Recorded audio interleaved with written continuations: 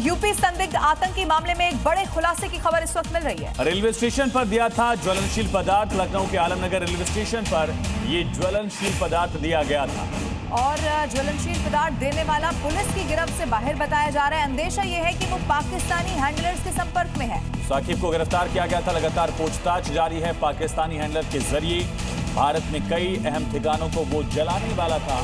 इसको लेकर एक बड़ा खुलासा ये कि किसी संदिग्ध ने इसको ये इनफ्लेमेबल सब्सटेंस दिया।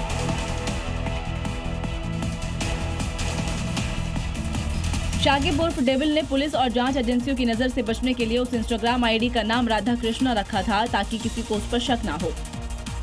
एटीएस की जांच में खुलासा हुआ है कि शाकिब और उसके साथी पाकिस्तान में बैठे हैंडलर के आदेश पर दिल्ली एनसीआर से लेकर लखनऊ तक आगजनी और तोड़फोड़ कर दहशत फैलाने की तैयारी में थे। शुरुआत में छोटी वारदात कर अब इनका मंसूबा बहुत बड़ी वारदात को अंजाम देना था।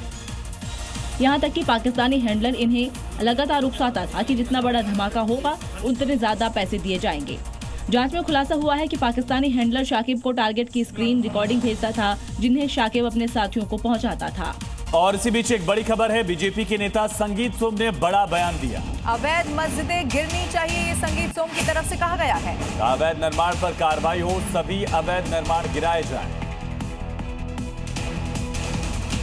परशुराम जयंती पर एक कार्यक्रम में पहुंचे संगीत सोम ने संभल में बुलडोजर कार्रवाई की तारीफ करते हुए सभी अवैध मस्जिदों को गिराने की मांग की। मेरे ख्याल से जितनी देश में अवैध मस्जिदें सब गिराई जानी चाहिए। बुलडोजर एक्शन के साथ ही ने महिला आरक्षण और विपक्ष की राजनीति पर भी अपनी राय रखी और अखिलेश पर निशाना साधते हुए कहा कि उनके अंदर औरंगजेब की आत्मा घुस चुकी है। उनके अंदर औरंगजेब की आत्मा प्रवेश कर चुकी है। इसके साथ ही संगीत सोम ने बंगाल चुनाव में घुसपैठ को बड़ा मुद्दा बताया और जल्द से जल्द अवैध रूप से रह रहे लोगों के खिलाफ सख्त कार्रवाई की मांग की। उत्तर प्रदेश के रायबरेली में एनकाउंटर की खबर मिल रही है। बदमाश के पैर में यहां गोली लगने से वो जख्मी हो गया। चोरी में वांटेड था बदमाश। ये बड़ी खबर। ऑपरेशन लंगड़ा उत्तर प्रदेश पुलिस का लगातार जारी है। रायबरेली में चोरी के मामले में वांटेड बदमाश को गिरफ्तार किया गया।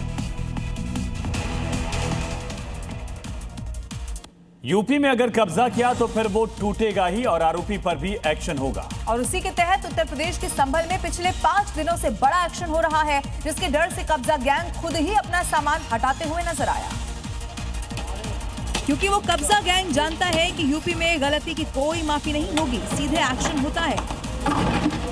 और जब संभल के मुबारकपुर बंद गांव में मदरसा और दुकानों के साथ ही अवैध मस्जिद के गेट को तोड़ा गया तो उसमें मौजूद सामान लोग खुद ही हटाते हुए नजर आए। बिछोली गांव में अवैध इमामबाड़े और ईदगाह को जमींदोज किया जा चुका है। अवसमोली के मुबारकबंदपुर गांव में सरकारी जमीन पर कब्जा किया गया था, जिसे खुद हटाने के लिए इंतजामिया कमेटी और गांव के प्रधान ने 20 दिन पहले इजाजत मांगी थी, लेकिन जब वो कब्जा हटाने में नाकाम रहे तो फिर प्रशासन का बुलडोजर गरजने के लिए पहुंच गया। संभल के मुबारकपुर बंद गांव में कब्जा कर मस्जिद बनाई गई थी, लेकिन मस्जिद से ज्यादा चर्चा एक मीनार की थी, जिसको जमींदोज करने की तस्वीरें यूपी में कानून व्यवस्था का एग्जाम्पल सेट कर रही हैं। और इस 35 फीट ऊंची मीनार को मिट्टी में मिलाने का उपाय भी योगी प्रशासन के पास था। जो काम बुलडोजर से नहीं किया जा सकता, उसके लिए हाइड्रा मशीन मंगवाई गई। वीडियो में देखिए, पहले एक हाइड्रा मंगवाई गई, लेकिन जब उससे काम नहीं बना तो दूसरी हाइड्रा मंगवाई गई। फिर देखिए कैसे दोनों हाइड्रा ने मिलकर महज कुछ ही सेकंड के अंदर मीनार को धराशायी कर दिया। मीनार गिराने के लिए हाइड्रा मंगवाई गई तो मस्जिद को हटाने के लिए पीला पंजा गरजता दिखाई दिया।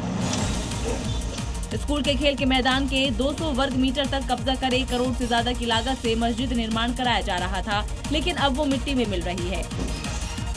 उत्तराखंड की डेमोग्राफी पर हो रहे हमलों को लेकर मुख्यमंत्री पुष्कर सिंघामी फुल एक्शन में। सोशल मीडिया पर वायरल हो रहे एक वीडियो के बाद अब मदरसों में पढ़ रहे बाहरी राज्यों के बच्चों के वेरिफिकेशन करने के सख्त आदेश जारी हो चुके हैं।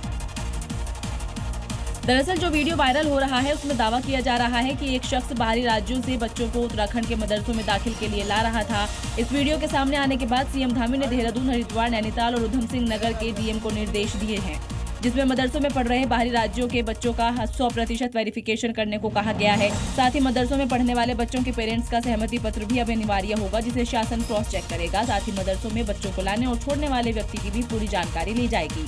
डीएम को तत्काल जांच कर शासन को पूरी रिपोर्ट सौंपनी होगी। वहीं वायरल हो रहे इस वीडियो को लेकर भी जांच के आदेश जारी किए गए हैं।